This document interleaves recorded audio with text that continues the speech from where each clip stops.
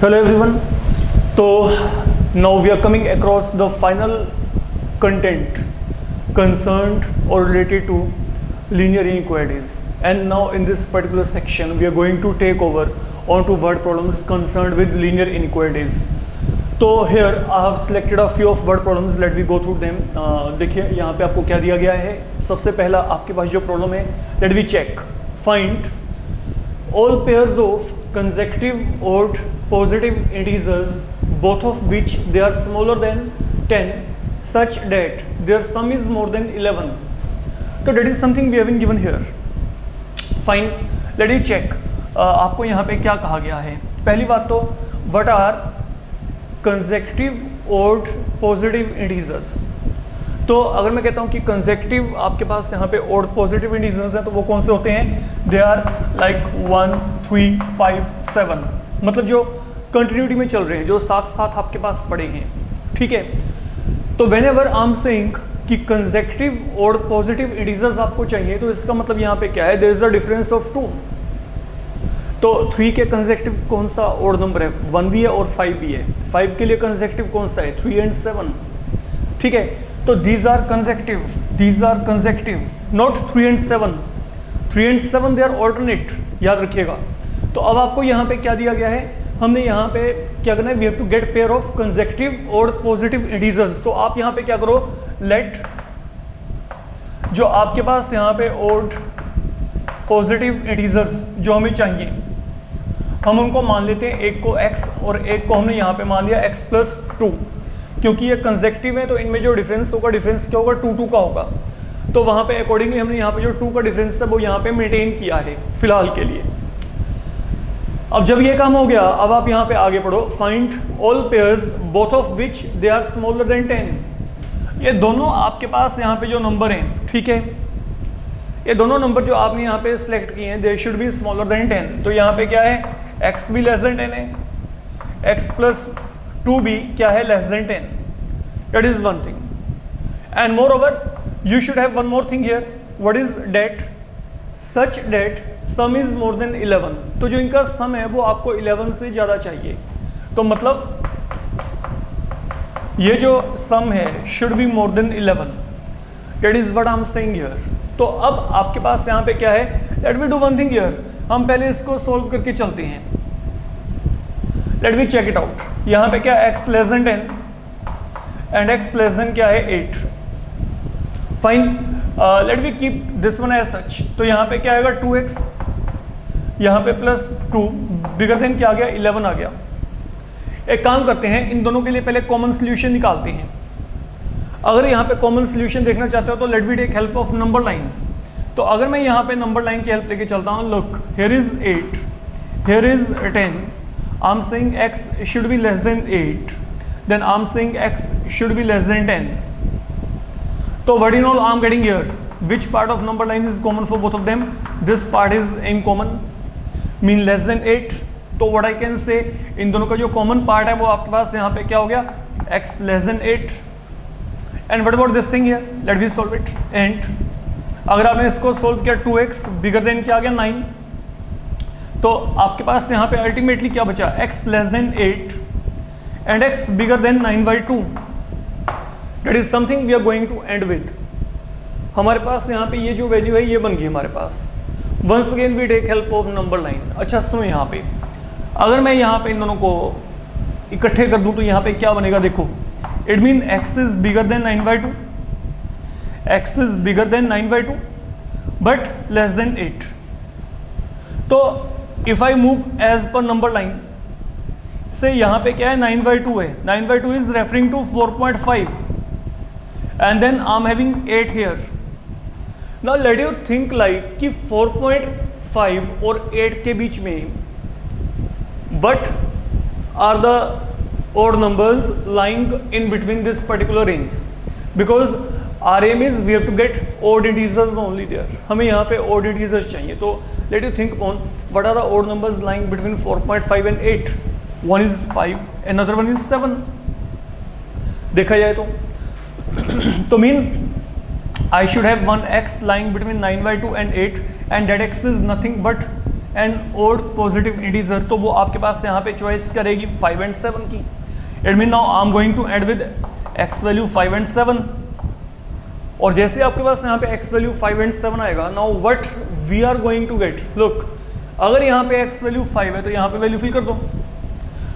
Look अगर यहाँ पे एक्स वैल्यू 5 है तो what is the other integer 7, 5 7, and अगर यहाँ पे एक्स वैल्यू 7 है तो अगला इंटीजर क्या आएगा 9। तो these are two pair you are going to get. Now let you check, ये जो दोनों के दोनों पेयर्स हैं, व्हाट इज हैपनिंग हियर, ये भी यहाँ पे लेस देन 10, ये भी less than 10, less than 10, less than 10, but जो इनका सम है that is bigger than 11। Okay, तो जो सम है वो यहाँ पे क्या है, बिगर देन 11 है। Now that is what we need to do here. Coming toward second problem, तो सेकंड भी सेम पैटर्न पे, let we check. Look find all pair of consecutive even positive integers. तो अब आपके इवन पॉजिटिव इंटीजर्स कौन से होंगे, ये आपके इवन पॉजिटिव इंटीजर्स हैं, ये चेक करो यहाँ पे, क्योंकि यहाँ पे कंसेक्यूटिव कहा गया है, फिर आपके पास यहाँ पे क्या डिफरेंस ऑफ 2, तो हम यहाँ पे एज्यूम कर लेते हैं लेट जो हमारे पास यहाँ पे इवन इंटीजर जो हमें यहाँ पे चाहिए they are x and, assumption कर लिया। अब पढ़िए आगे। Now I need to find such pair of even integers both of which they are bigger than 5। तो दोनों आपके पास वहां पे क्या है, 5 से बिगर है, x भी 5 से बिगर है और ये भी यहाँ पे क्या है 5 से बिगर। तो that is one thing, but their sum is less than 23. Look, and their sum is less than 23. तो यहाँ पे क्या है, and ये जो sum है ये दोनों का, ये क्या है less than 23. तो let me take on to this particular problem now. Ditto, same pattern पे, as we were moving here, हम यहाँ पे भी ऐसे काम करके चलेंगे। Let me check what happens here. Look, पहले इन दोनों को देख लेते हैं। ये देखो, x greater than 5, ये 2 यहाँ पे subtract, तो x greater than 3. Now, if I want to check a common solution for both of them, let me take help of number line. Let this be the number line. So what I'm getting here, now there is 3, there is 5. I'm saying x should be bigger than 5. Then I'm saying x should be bigger than 3. So what part of number line now is common? You can check. तो mean for यहाँ पे क्या है, therefore what I can say, अगर आपके पास आप यहाँ पे कॉमन सोल्यूशन को चेक करना चाहते हो, that will turn out to be bigger than 5. That is one thing I'm getting here. Now this thing I'm getting from both of these. So that is one thing. And what is the another thing? The another thing you are having, there's some less than 23. So what I can say now? Let me take on to that thing. Now इस inequality को solve करके देखेंगे। तो 2x less than यहाँ पे क्या आएगा, 2 यहाँ पे सब्ट्रैक्ट 21, तो what in all I am going to get x less than यहाँ पे क्या आएगा 21/2. That is another inequality I am getting here. And now let me work for common solution. Look what I am saying here. I am saying x should be bigger than 5 but less than 21.2. So let me again come across number line. Suppose this is the number line given to you. Here is somewhere 5 and here I am having 21/2. Now 21/2 is nothing but 10.5.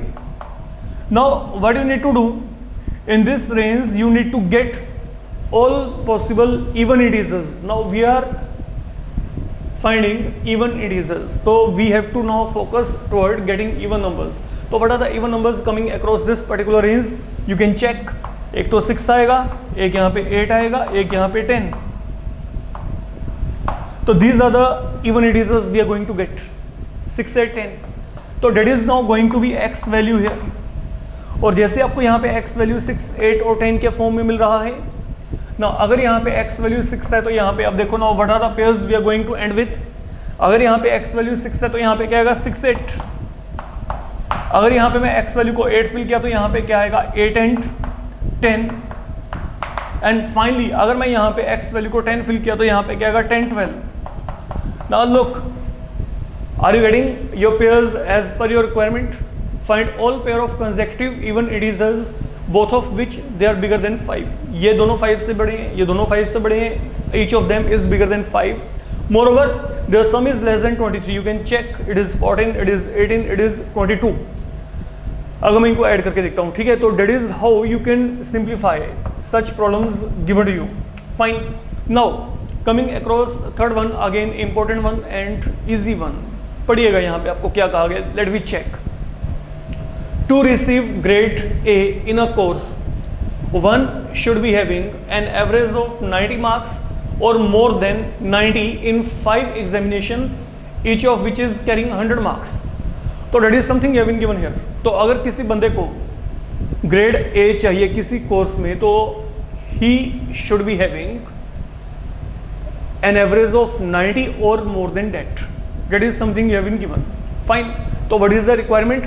अगर आपको वहाँ पे grade A चाहिए, तो for grade A जो average score है, it should be greater than और equal to 90. Only then that person will be having grade A in that particular course, हम ये कह सकते हैं.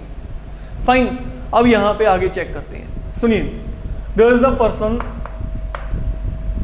Mohan is now appearing in 5 examinations, और 5 में से जो 4 में उसका स्कोर है वो है यहाँ पे 87, 92, 94 and 95. This is something you have been given. Look, if Mohan scored 87, 92, 94 and 95 in 4 exams, find minimum marks he should be scoring in the 5th examination to get grade A. अब उस बंदे ने 4 exams में इतना score कर लिया, अब 5th में कितना स्कोर करे?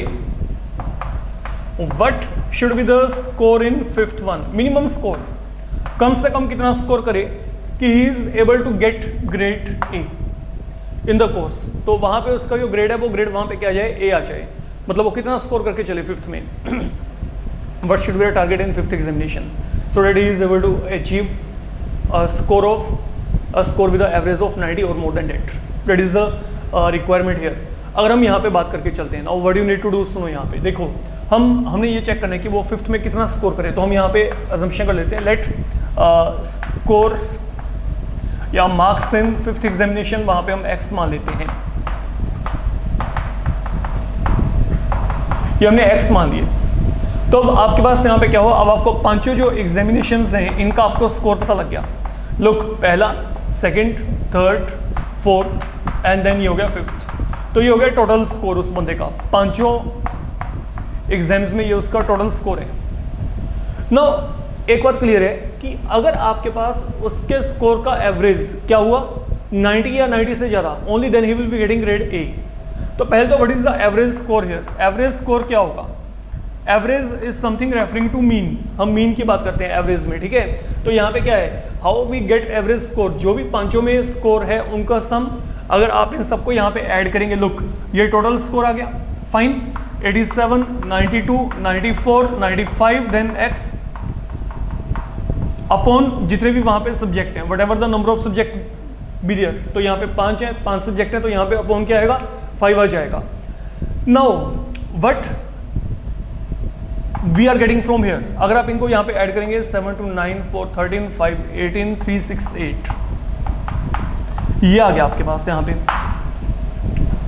ठीक है. अब ये जो आपके पास है उस बंदे को ग्रेड क्या चाहिए? A. Now if Mohan want to have a grade A in that particular course, तो वहां पे क्या होगा, ये जो एवरेज स्कोर है, the average score he is going to get, ये क्या होना चाहिए? It should be greater than और इक्वल टू 90. ये आपका एवरेज स्कोर है.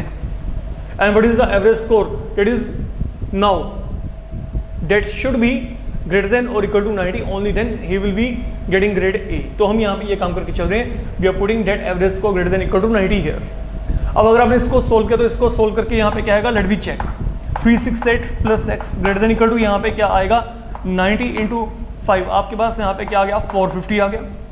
We reach up to here and accordingly now अब अगर आप यहाँ पे 368 को वहाँ पे माइनस करोगे, I will be getting 82.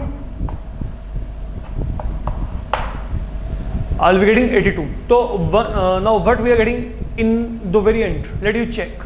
Let you try to manipulate this particular जो inequality, इसको सोच के देखो. Now what I'm saying here, देखो what is x representing? Marks in 5th examination. ठीक है, तो what I am saying now, okay, या तो x का वैल्यू 82 है और it is bigger than 82। Fine, देखो आपके पास यहाँ पे क्या है, x वैल्यू या तो क्या हो 82 या 82 से ज्यादा, तो मतलब 82 क्या हो गया, that is the minimum value. Follow my point, what I am saying, x value should be 82 और मोर देन दैट, तो it mean 82 is going to be the minimum value, तो that is the minimum score he should be scoring there. If Mohan is scoring 82 marks in 5th examination, he will be getting 90% score there. This is what I mean. Okay, अगर मैं यहाँ पे ये कहता हूँ कि अगर उस बंदे का स्कोर 82 है, okay, 82 स्कोर लेके उसका जो है वो 90 जो है एवरेज उसका बन जाएगा, he will be getting an average of 90 and in that case he will be getting grade A. And then anything above 82, okay, that will also be helping in getting grade A and then उसका जो average score है accordingly वहाँ पे increase हो जाएगा। ये बात आपको माइंड में रख के चलना है। फाइन, तो ये आपका होल कॉन्सेप्ट है। अब आप यहाँ पे क्या कहेंगे, therefore he should be scoring minimum 82 marks, कम से कम 82 हो, जहाँ पे 82 होंगे वहाँ पे 90 जो है उसका एवरेज स्कोर बन जाएगा। ओके, 82 से जितना मर्जी जा लेके चले, he is totally in safe zone, लेकिन 82 से अगर एक भी कम है उसका वहाँ पे 90% नहीं बनेगा, he will not be getting grade A. Fine, तो this is again one of important example concerned with your linear inequalities. अभी भी बच्चे आप ये बात मान के चलेगा कि लीनियर इनइक्वालिटीज में I require minimum 2 modules, okay, तो वहाँ पे भी हम वर्ड प्रॉब्लम्स लेके चलेंगे and they will also be of good quality, तो आप उनको अच्छे तरीके से करके चलेगा, because at 11th level in your examinations, okay, as far as we are concerned with subjectivity part, definitely you can come across any of word problems, okay, जो भी हम यहाँ पे ये कर रहे हैं या फिर आगे आने वाले टाइम में हम यहाँ पे करके चलेंगे। तो अपना अच्छे तरीके से प्रैक्टिसाइज करके चलिएगा, so that everything is clear to you. Fine, thank you.